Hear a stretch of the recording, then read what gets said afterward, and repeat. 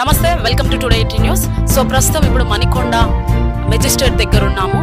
నిన్న రాత్రి నుండి అజయ్ బాబు మిస్సింగ్ అయ్యారా, అరెస్ట్ అయ్యారా అని అందరూ సందేహంలో ఉన్నారు. సో అజయ్ బాబు అరెస్ట్ అయ్యారని తెలిసి మణికొండ మెజిస్ట్రేట్ దగ్గరికి రావడం జరిగింది. ఆయనను ఇక్కడ నుండి చెంచల్గూడ జైలుకి తరలించడం జరిగింది. మరి ఏం జరిగింది, ఇక్కడ కొంతమంది క్రైస్తవ నాయకులు వాళ్ళ అన్నగారు ఉన్నారు, అడిగి తెలుసుకునే ప్రయత్నం చేద్దాం. ఆయన దాచిపెట్టి ఇప్పుడు మళ్ళీ ఇక్కడికి రాగానే ఆయన త్వరగా తీసుకుపోవడం జరిగింది.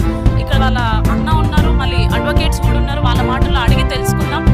ఇది ఒక క్రిమినల్ కాన్స్పిరసీ అంటారండి. ఇది ఏంటంటే కుట్రపూరితంగా జరిగినటువంటి అరెస్ట్ అన్నట్టు. దీన్ని పోలీస్ అట్రాసిటీస్ అంటారు. ఏమంటారంటే పోలీస్ అట్రాసిటీస్ అంటారు.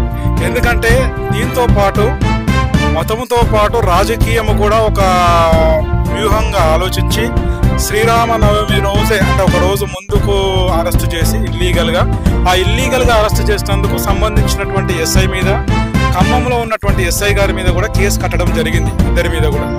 దాని తర్వాత ఎప్పుడైతే ఈ విషయాన్ని మేము